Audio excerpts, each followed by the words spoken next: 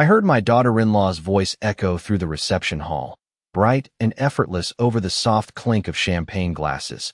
Let's all thank the people who truly made this day possible. And of course, Daniel's mom. She's just a nurse, but she did her best. The laughter that followed wasn't loud, not cruel on the surface, but it carried just enough weight to settle over me like a thin layer of dust, impossible to ignore once you felt it. I didn't flinch. I didn't look up. I simply lifted the glass of sparkling water in front of me and took a slow sip, as if I hadn't heard a thing. The ballroom was everything Ashley had dreamed of: crystal chandeliers cascading light across white linen tables, floral arrangements that must have cost more than my first car, and a string quartet playing something soft and forgettable in the corner. People smiled, leaned into each other, whispered behind manicured hands. It was a perfect wedding, the kind you see in magazines, the kind I used to imagine for my son back when he was small enough to hold my hand without pulling away. I sat at a table near the back, close enough to see the dance floor, but far enough that no one needed to acknowledge me unless they wanted to. My name wasn't printed on the program. I'd noticed that earlier, when I picked one up from the entrance table and scanned it twice, just to be sure. Parents of the groom, Daniel Collins. No mention of me. I folded it neatly and set it beside my plate, aligning the edges as if precision could make the omission feel smaller. Ashley stood at the center of it all, radiant and white, her smile practiced and wide, her voice carrying easily across the room as she continued thanking vendors, friends, her own family, each name delivered with warmth and intention. When she spoke about her parents, she paused for effect, her hand resting lightly on her father's arm, her tone softening just enough to draw a collective sigh from the guests. I watched Daniel beside her, his posture relaxed, his expression easy. He didn't look toward me. Not once. I let my gaze drift across the room instead, tracing the unfamiliar faces, the expensive suits, the polished shoes that had never walked hospital corridors at 3 in the morning. Somewhere between the laughter and the music, I became aware of a quiet stillness settling inside me. Not shock, not even hurt. Something cooler, more measured. I set my glass down carefully, making sure it didn't make a sound against the table. And for the first time that evening, I allowed myself to really listen to the room, to the way people repeated her words under their breath, to the way a simple phrase, just a nurse, could reshape an entire life into something small enough to dismiss. I held that gaze for only a second before lowering my eyes again, not out of discomfort, but out of habit, the kind that comes from years of working in rooms where attention was never about you, but always about what needed to be done next. The music shifted into something slower, softer, and a few couples moved toward the dance floor, their laughter light and easy as if the evening had unfolded exactly as it was meant to. I reached for my glass again, letting the cool rim rest briefly against my fingertips, grounding myself in something simple and real. Across the room, Daniel leaned in close to Ashley, saying something that made her laugh, her hand brushing his sleeve in a way that looked effortless, natural, practiced. I wondered, not for the first time, when that ease had replaced the quiet, steady bond we used to share, the kind that did not need an audience to exist. The man at the far end of the room had not looked away. I could feel it even without meeting his eyes again, that subtle pull of recognition trying to form, like a word on the tip of the tongue that refuses to come out. He said something to the woman beside him, his expression shifting slightly, more focused now, less casual. She followed his gaze, her eyes landing on me for a brief moment before she nodded, as if confirming something he had not yet fully said aloud.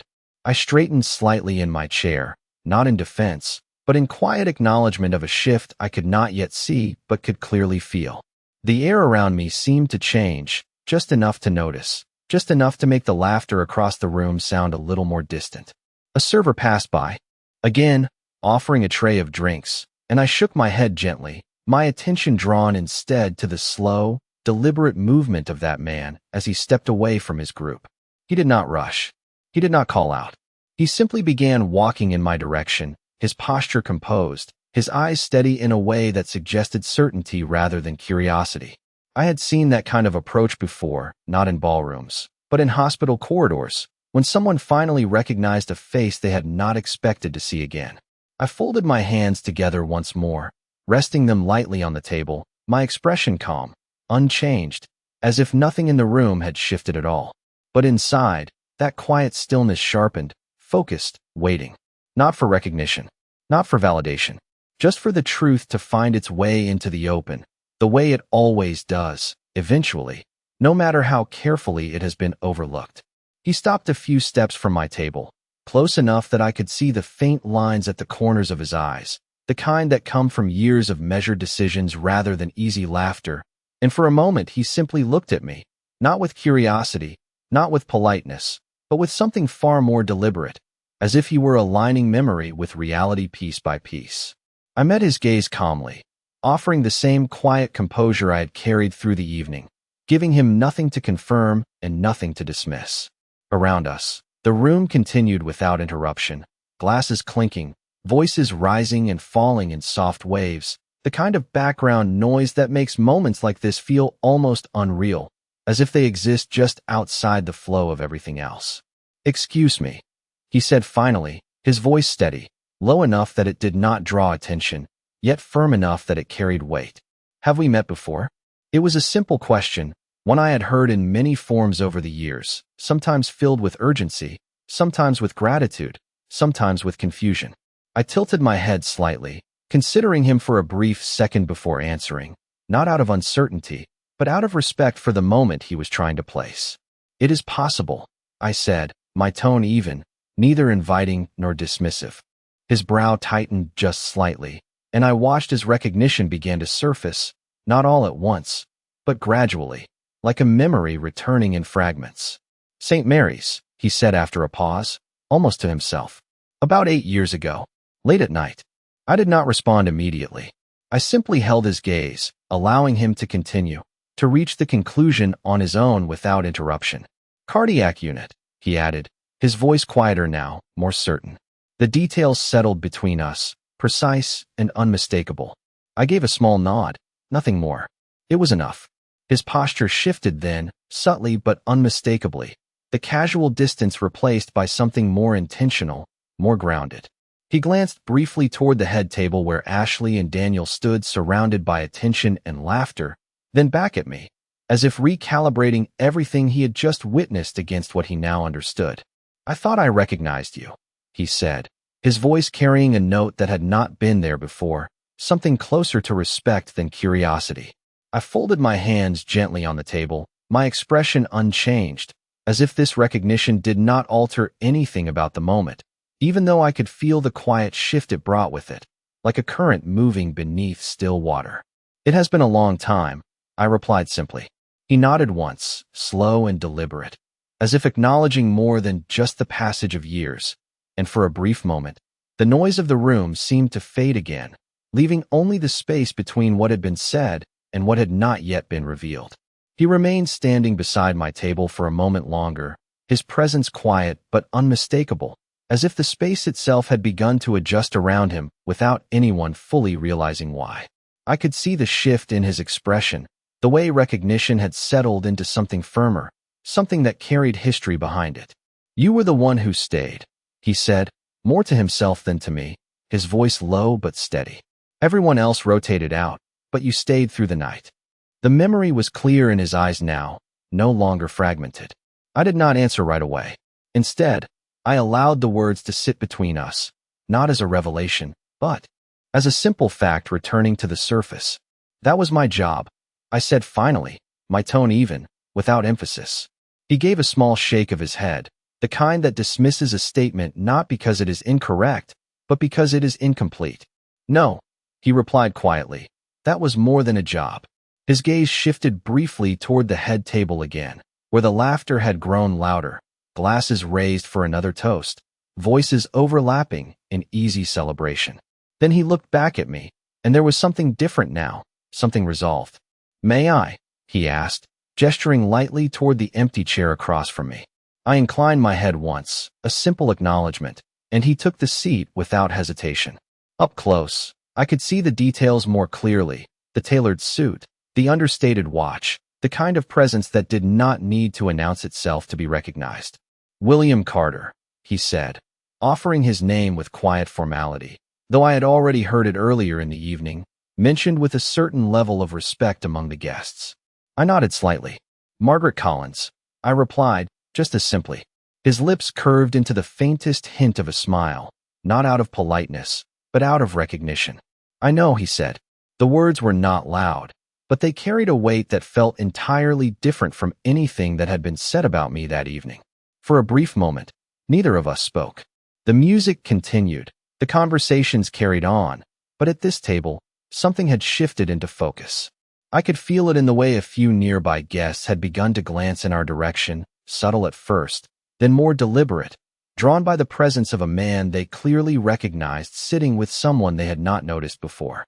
I kept my posture relaxed, my hands folded lightly in front of me, as if nothing about this moment required adjustment. Because it did not. Recognition, after all, does not change who you are. It only changes who is finally paying attention. I could feel the attention spreading outward from our table like ripples across still water, subtle at first, then impossible to ignore as more eyes began to turn in our direction, drawn not by me, but by the man now seated across from me. William did not seem to notice, or perhaps he simply did not care. He leaned back slightly in his chair, his posture relaxed but deliberate, the kind of composure that comes from being accustomed to being observed. I have thought about that night more times than I can count, he said, his voice steady, measured, as if each word had already been considered long before this moment. I did not interrupt. I had learned a long time ago that when people reach this point, they do not need guidance, only space. They told my family to prepare for the worst, he continued, his gaze steady on mine. I remember pieces of it. The lights, the noise, and then I remember you. You kept talking to me, even when I could not respond. You told me exactly what was happening, step by step, like it mattered that I understood. I folded my hands a little tighter, not out of discomfort, but out of recognition of the memory he was holding on to so carefully. It always matters, I said quietly. He nodded once, as if that answer confirmed something he had carried with him for years. Most people in that room were doing their jobs, he said, but you were doing something else entirely. His words were not loud, but they carried just enough weight that the conversation at the nearest table faltered for a second, a brief pause before it resumed again, softer this time. I noticed Ashley glance in our direction from across the room, her smile tightening just slightly before she turned back to her guests, as if choosing to ignore what she did not yet understand. Daniel followed her gaze for a moment, his expression flickering with something uncertain before he looked away again. I let my attention remain where it was, grounded in the present, unmoved by the shifting energy around us. I never had the chance to thank you, William said, his voice quieter now, more personal. I gave a small shake of my head.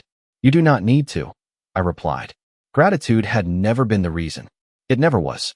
He studied me for a moment, as if weighing that answer, then exhaled slowly, his decision forming in that single breath.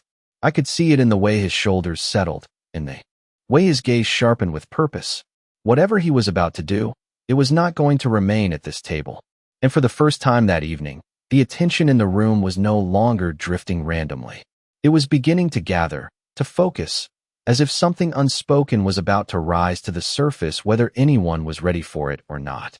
I watched the moment settle into him, the quiet shift from reflection to intention, the kind that does not need to be announced because it carries its own weight.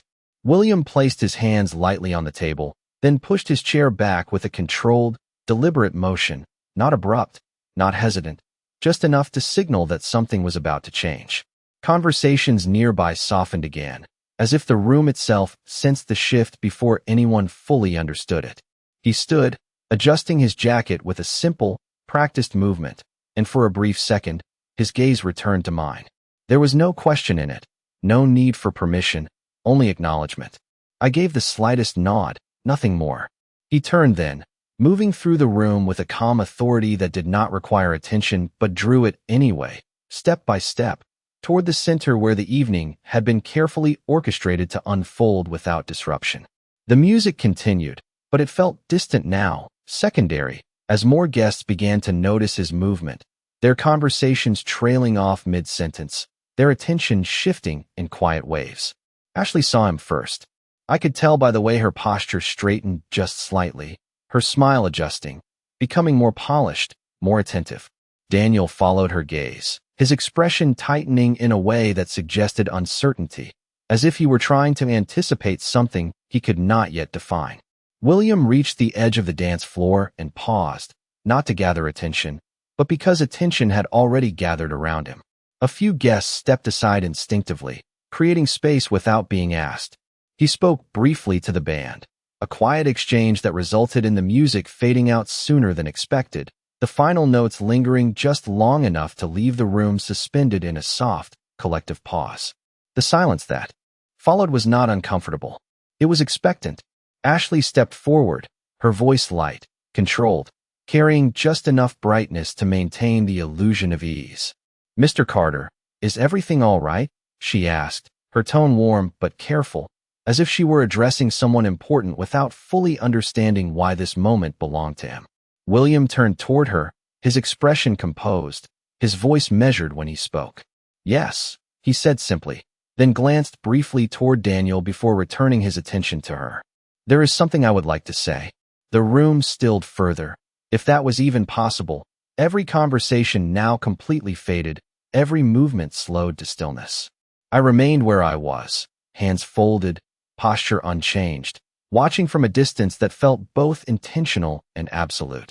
For the first time that evening, the attention in the room was no longer scattered, no longer divided between celebration and distraction. It had narrowed, focused entirely on a single point, and I could feel, with quiet certainty, that whatever came next would not be something easily overlooked. William did not raise his voice, yet every word carried clearly across the room, cutting through the quiet without force, without urgency, as if the truth itself required no effort to be heard.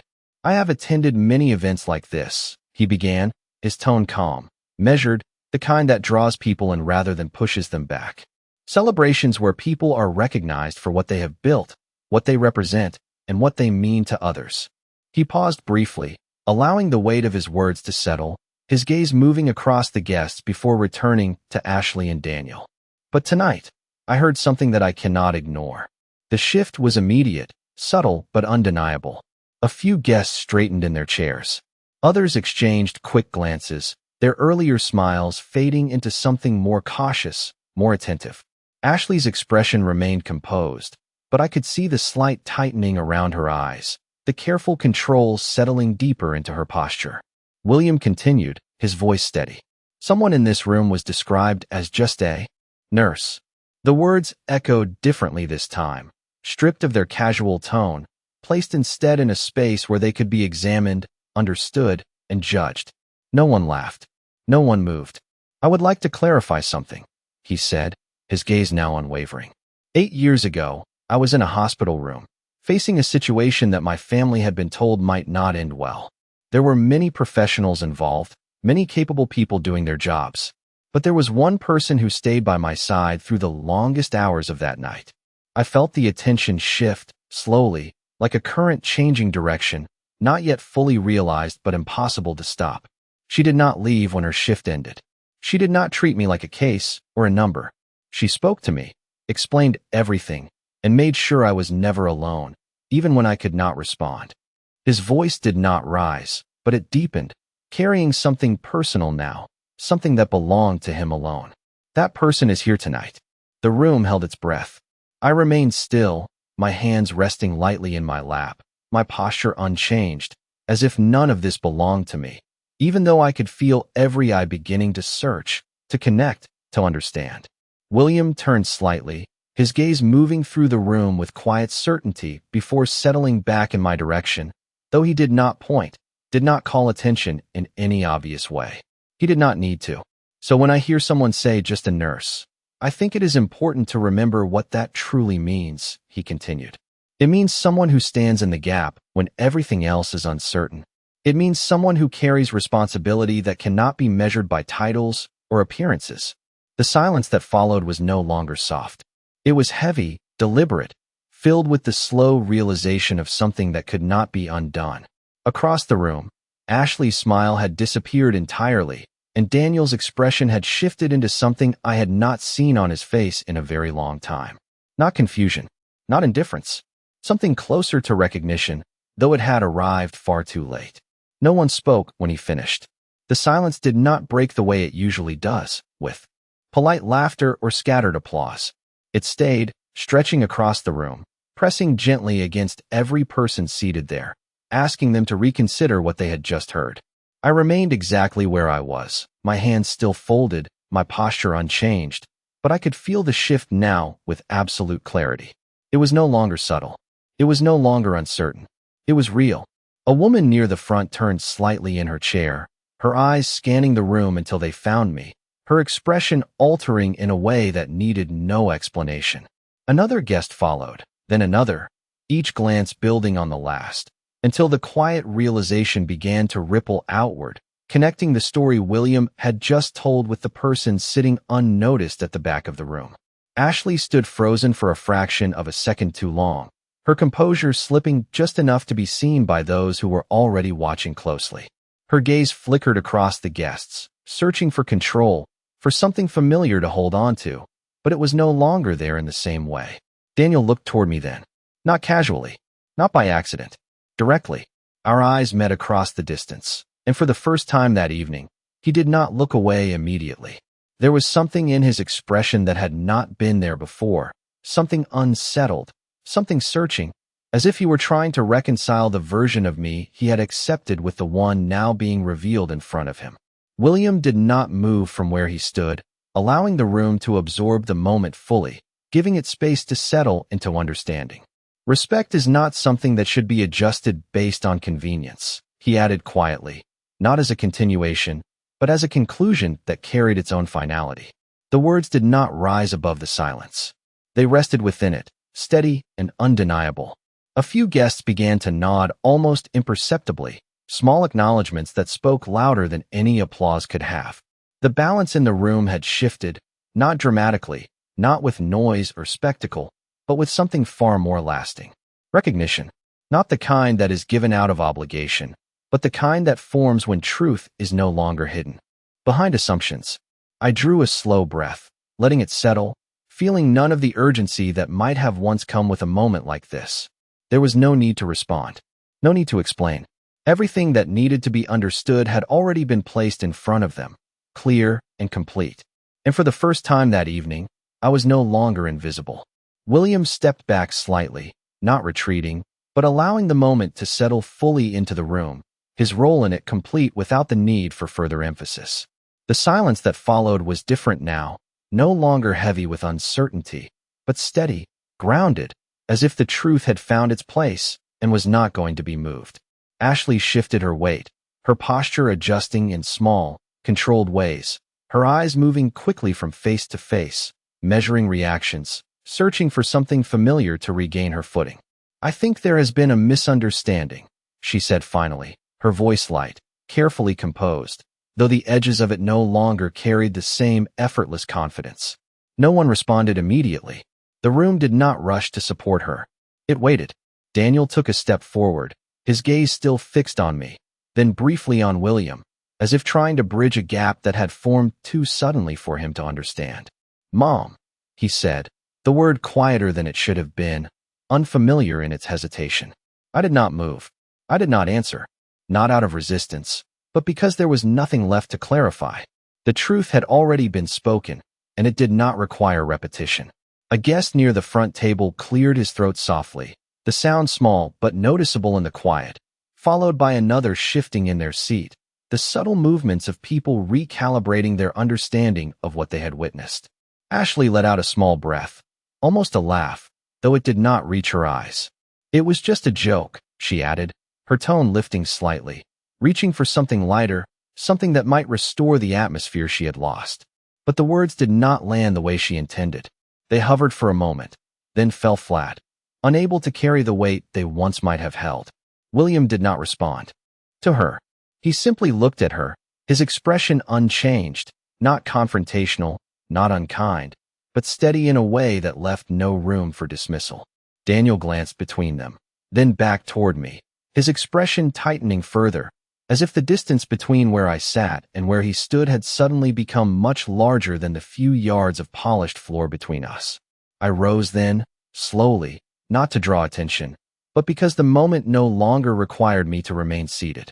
The chair moved back with a soft sound, barely noticeable, yet it seemed to echo more than anything else had that evening.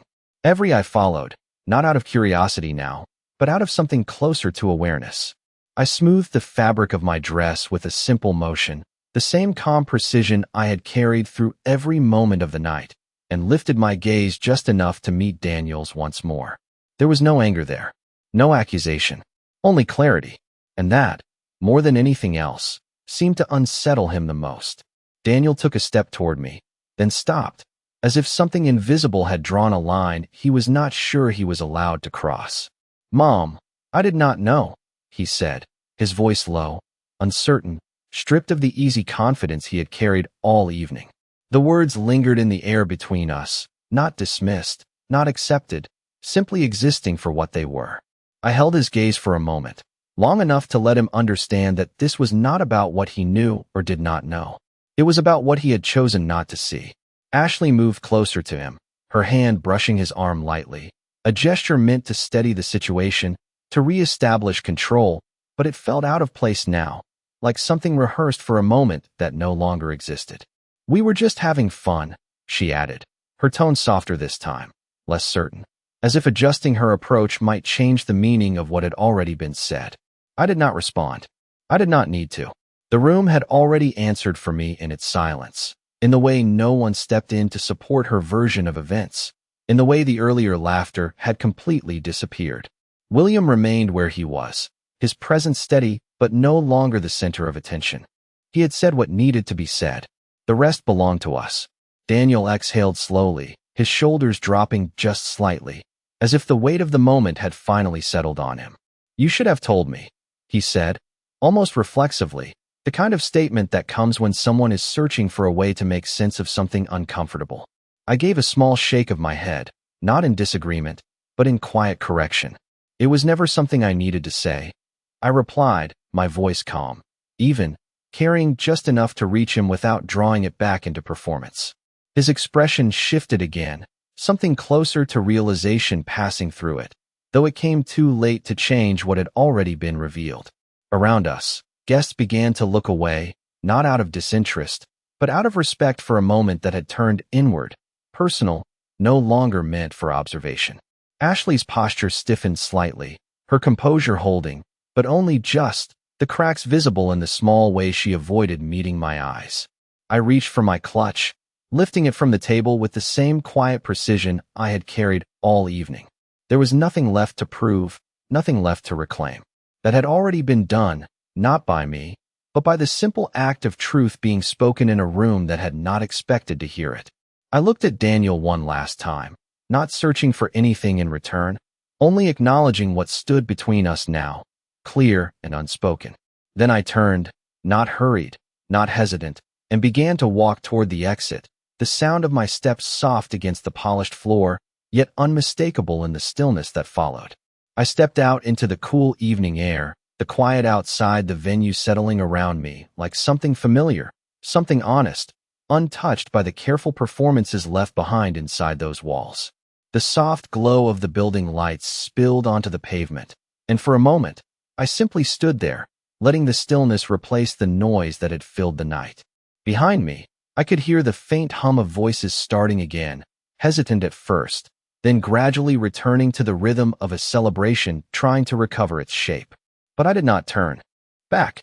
I had spent enough of my life looking over my shoulder, waiting for recognition, for acknowledgement, for someone to see what had always been there. Tonight had not given me anything new. It had only revealed what had been quietly overlooked.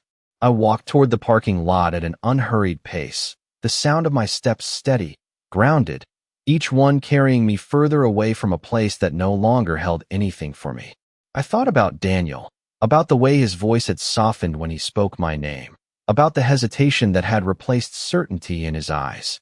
There had been a time when that would have been enough, when a single moment of recognition could have bridged any distance between us.